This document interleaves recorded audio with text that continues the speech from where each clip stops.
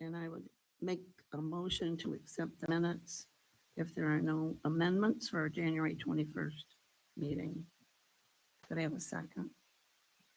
Thank you. Now we'll go on to presentations. Handling recycling violations by Sean Thornton from Tank.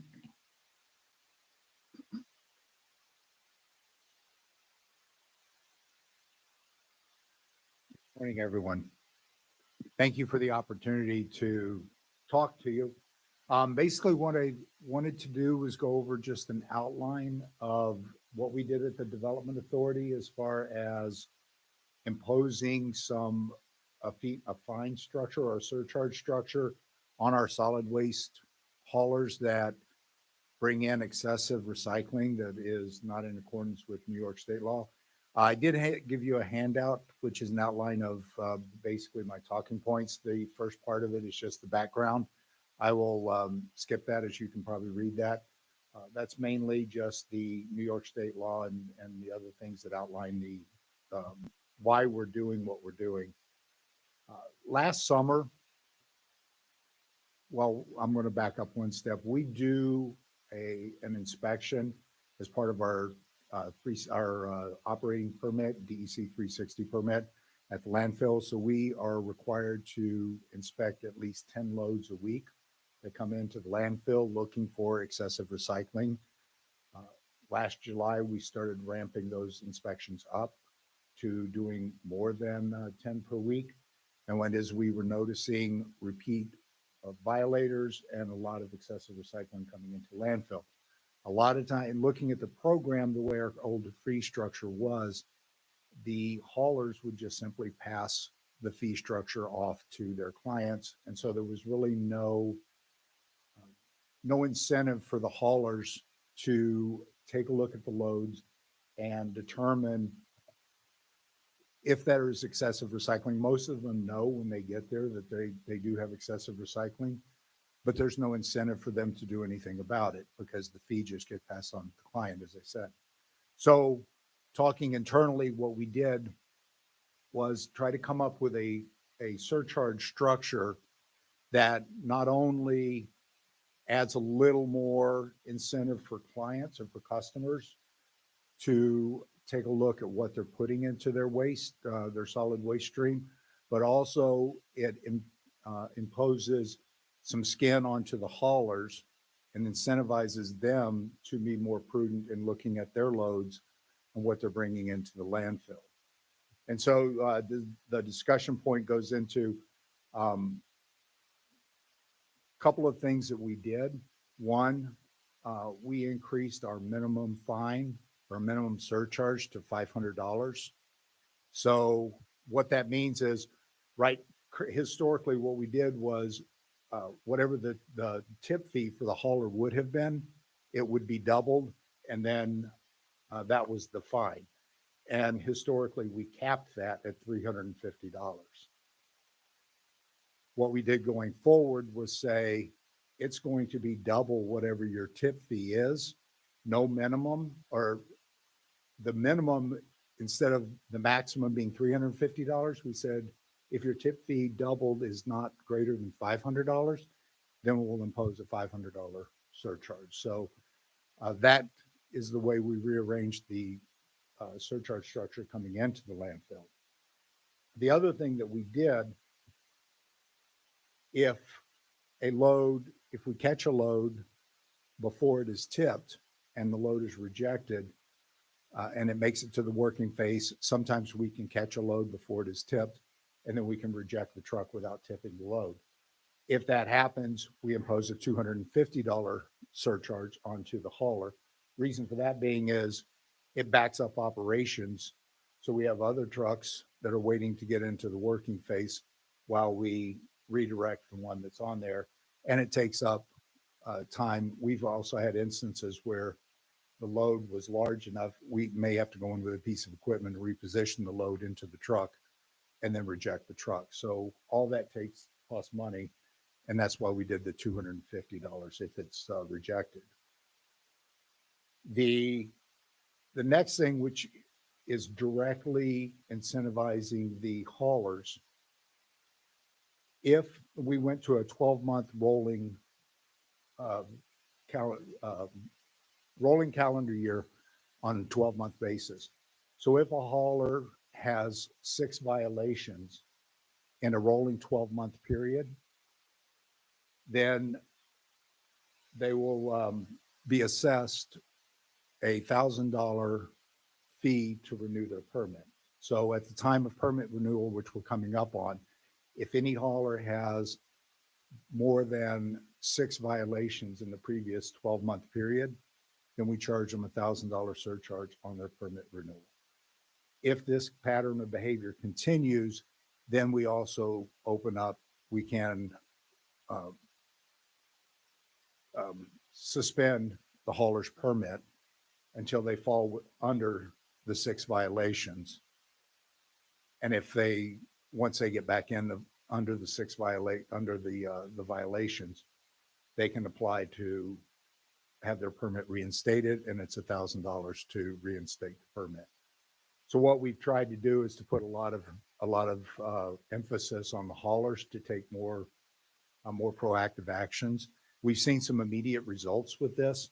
On some of our haulers have actually taken our outline and a joint letter that we did with all 3 counties and talk about the increase in inspections, the authorities surcharge, and they've taken all that and sent it to their customers. So some of the haulers are actually reaching directly to their customers.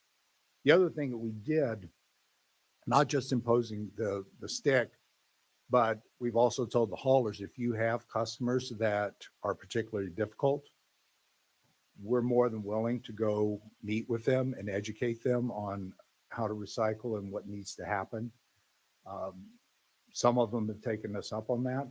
We're also doing a lot more with social media education, trying to reach out and speak to community groups and that kind of thing, and really just focus on who are the problem areas and what can we do to help with the education, so that at least when the stick comes around, we can't say that we didn't try to educate first.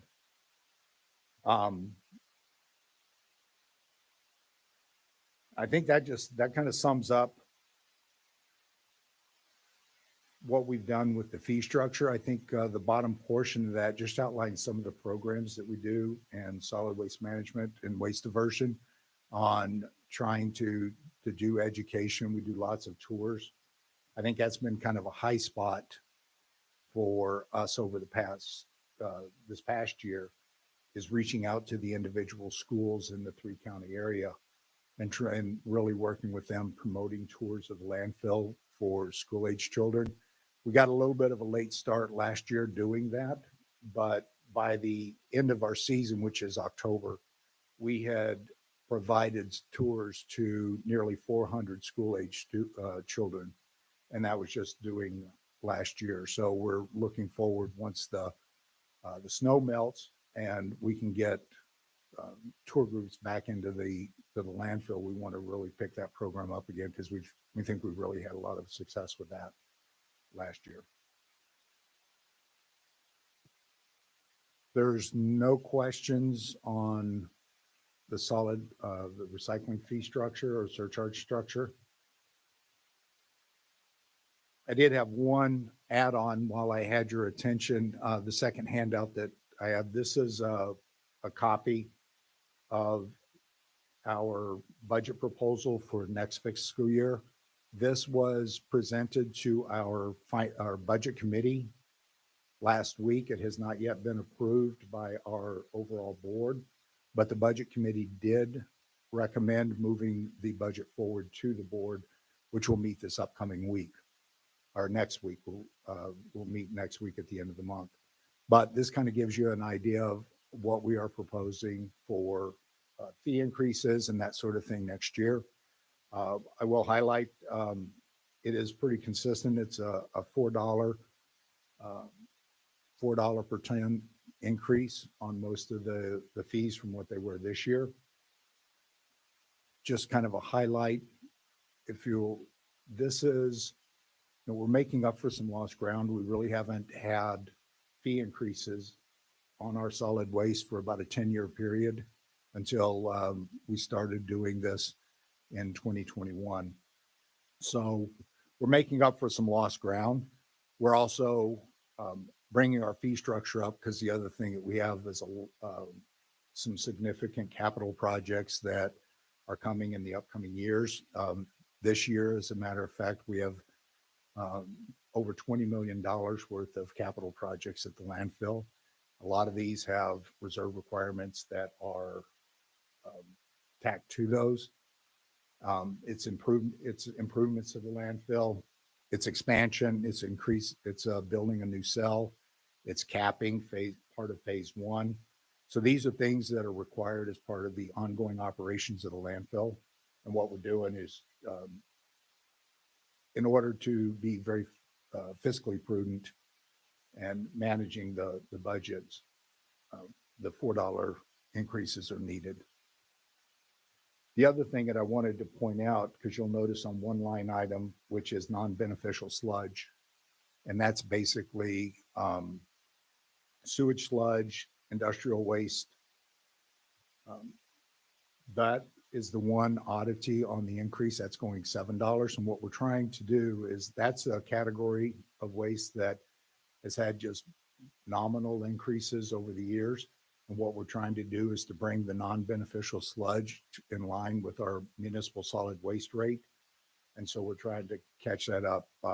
When we handle or when we receive non-beneficial sludge, it takes a lot of operational effort to manage it. It's a difficult product. So this just is another way of trying to manage that byproduct so that we can cover our operating costs. The other couple of pages, I won't go into detail on them, but I think a couple of other, you can read a lot of the other things, but a couple of other points to point out is we did, when we put in the budget, we do have a flat budget this year. And so what we've done is, in combination with the $4 tip fee increases, we are taking some money out of the reserves to make sure that we can cover all of our capital projects as well. So, again, we're trying for the North Country to manage this. We still have some of the lowest rates in the state as far as tip fees, and still operate. I think, of course, I'm a little bit jaded in my opinion, but one of the best solid waste management facilities in the state. So with that concludes my remarks. If anybody has any questions or comments.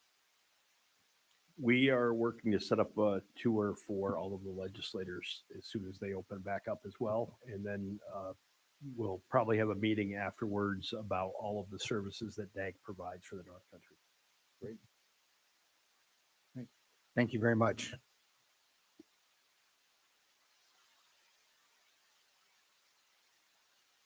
Tim, did you want to say a few words? Yes, I just wanted to bring everybody up to date on the HydroStore project, where we're at and what the county's role is in that project. On December 18th, 2024, we were contacted by a company that had a project that they wanted to bring to us. So Cassandra Buell and I, and Brittany and Cheyenne met with them, where they laid out their proposal for a energy storage facility, potentially either in the town of Watson or the town of Croghan. We notified the legislators that cover those areas immediately, and we asked them to immediately set up a meeting with the towns involved, which we had on January 30th, 2025. That's when the towns heard all of the details for the first time of what the project looks like. February 13th, last week, we met with the two towns involved to try to talk to them and see what resources we can assist them with. I just want to mention that the county's role in this project is to assist the towns to ensure that they have whatever tools they need to navigate this process. This is not a county process. It is no approvals here on our part. This is going to be something that they apply directly to the towns. But in looking at the project, the size and scope is probably going to be more than most towns can handle on their own. So we're just working to make sure that they have whatever resources they need. No applications have been made at this time to either of the communities and probably will not for another 12 months. So we're very early in the process and just learning the details. There's many public meetings and information sessions that will be scheduled. And we have reached out and we're in touch with the planner in Kern County, California, where there is a site right now. And that person has agreed to meet with the two towns as well to give them their perspective and the things that they've learned going through the process. So just trying to help the towns educate themselves. And for the public, there's going to be a lot coming and a lot of informational sessions and a lot of time for public input, but it will be at the town level once we figure out what's going on. Thank you. Thank you, Jim, for the update. Okay, we are ready for draft resolutions. Thank you, Andrea. The first one is authorizing agreement with Train US Incorporated to design and replace antiquated HVAC equipment for the county side of the courthouse building by the replacement of 2 high-efficiency condensing boilers and hot water heaters with new venting and piping at a cost of $348,005. Any discussion? All in favor, say aye. Any nays? Carried. The next one is authorizing agreement by and through the Lewis County Emergency Management Department with Timothy Mathis, Medical Director, to serve as Medical Director for Emergency Management Department programs for the term commencing January 1st, 2025 through December 31st, 2025 at a cost not to exceed $7,500. Any discussion? All in favor, say aye. Any nays? Carried.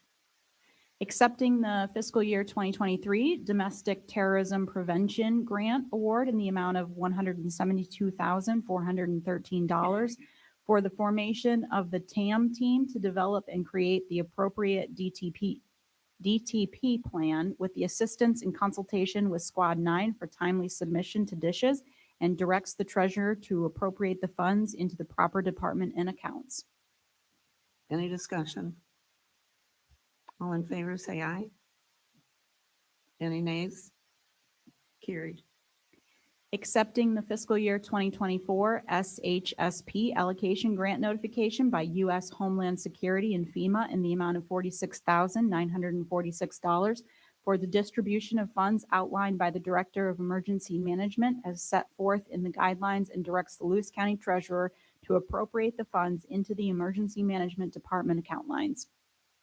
Any discussion? All in favor, say aye. Any nays? Carried. Authorizing a memorandum of understanding between the Lewis County Highway Department and the County of Lewis, wherein the county agrees to advance the sum of up to $580,000 from the general fund to the county machinery fund for the purpose of the Highway Department's purchase of machinery and equipment scheduled in 2025 under its capital project plan, in consideration of the highway superintendent's agreement to repay the county for the funds advanced with no interest, payable in annual installments over a 5-year period. Any discussion? Yeah, how much is left on the existing loan? I think there's 3 years left. There are a whole series. So instead of going out and leasing equipment through the banks, about 3 years ago, we started to just borrow it from the general fund and pay it back. So I think there could be 5 or 6 different pieces of equipment that are leases. That's what this refers to. Okay, thank you. You're welcome. Any other discussion? All in favor, say aye. Any nays? Carried. Approving and authorizing the chair of the Board of Legislators to execute supplemental agreement number 3 to D040399 for the final design and right-of-way acquisition phases, funding of the bridge replacement project Marshy Road over West Branch Oswegatchie River, and that $120,000 shall be appropriated in the Capital Bridge Program to facilitate this. Any discussion? All in favor, say aye. Any nays? Carried. Reappointing member John G. Jones of Beaver Falls, New York, as a member of the Lewis County Junkyard Review Board to a 5-year term retroactive to January 1st, 2025 through December 31st, 2029. Any discussion? All in favor, say aye. Any nays? Carried. Authorizing a purchase lease agreement between the County of Lewis and Equipment Rentals, an authorized dealer of heavy-duty equipment and approved on state bids, with financing through Republic First National for the purchase lease of a Devilon DX100W wheeled excavator in the amount of $198,922, with a $50,000 down payment and the remaining balance of $148,922 to be financed through Republic First National at an annual rate of 5.43%, payable over a 4-year period with annual installments of $42,413.16 and commencing March 2026 with an additional one-time document fee charge of $299. Any discussion? Why are we not the same thing with this? Going through a bank with this? Instead of pulling from the foreign. I mean, we could certainly discuss that. I think in the past, the practice has been because he's an enterprise fund that goes out and gets financing separately. Anyone else? All in favor, say aye. Any nays? Okay, I have one motion, and that is to adopt the 2025 General Services Committee goals that you received. Could I have a motion? Thank you. Can I have a second? Thanks. There's no executive session, and your monthly reports are attached. And could I get a motion to adjourn, please? Can I get a second? Thank you. We're adjourned.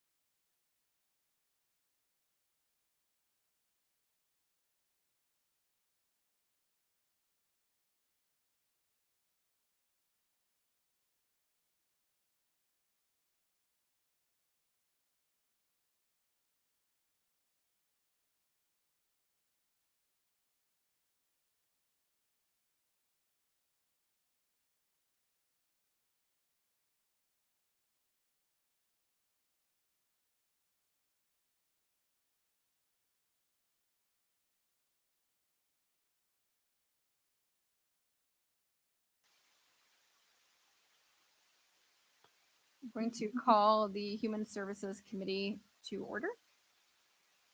I will make a motion to approve the January 21st committee minutes if no amendments. Do I have a second? Okay, any discussion? All in favor, say aye. Okay, any opposed? Moved. We do not have any presentations, so we'll move right to the draft resolutions. Cassandra? Thank you, Jessica.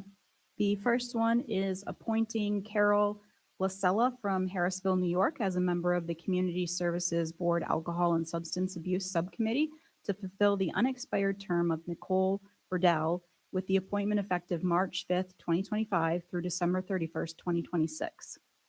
Any discussion? All in favor, say aye. Any opposed? Carried. The next one is appointing Mary Campo of Lowell, New York, as a member of the Community Services Board Developmental Disabilities Subcommittee to fulfill the unexpired term of Eliza Bolivar with the appointment effective March 5th, 2025 through December 31st, 2025. Any discussion? All in favor, say aye. Aye. Any opposed? Carried. Appointing Shelby Gentry of Laval Academy Central School as a student representative on the Lewis County Youth Bureau Advisory Board with the appointment effective March 5th, 2025, and terminating either on the date of high school graduation or upon ceasing to be a full-time high school student. Any discussion? All in favor, say aye. Any opposed? Carried. This next one is the late resolution that I passed out, and this is appointing Melanie Bush from Laval, New York, as a member of the Community Services Board and Mental Health Subcommittee to fulfill the unexpired term of Melanie Saber with the appointment effective March 1st, 2025 through December 31st, 2027. Any discussion? All in favor, say aye. Aye. Any opposed? Carried. We do have one motion to approve and adopt the 2025 Human Services Committee goals. I will make a motion to approve that. Do I have a second? Tom? Any discussion? All in favor, say aye. Any opposed? Okay, motion carried. And we actually are going to have one executive session. It'll be an attorney product meeting. Do I have a motion to go into executive session? Josh and Barry second. Okay. So Jessica, can I just say that the reason for the meeting is to advise this committee of a potential termination or demotion of an appointment to somebody on the board. all in favor, say aye. Any opposed? Okay, we are in executive. I am going to ask Anna to stay with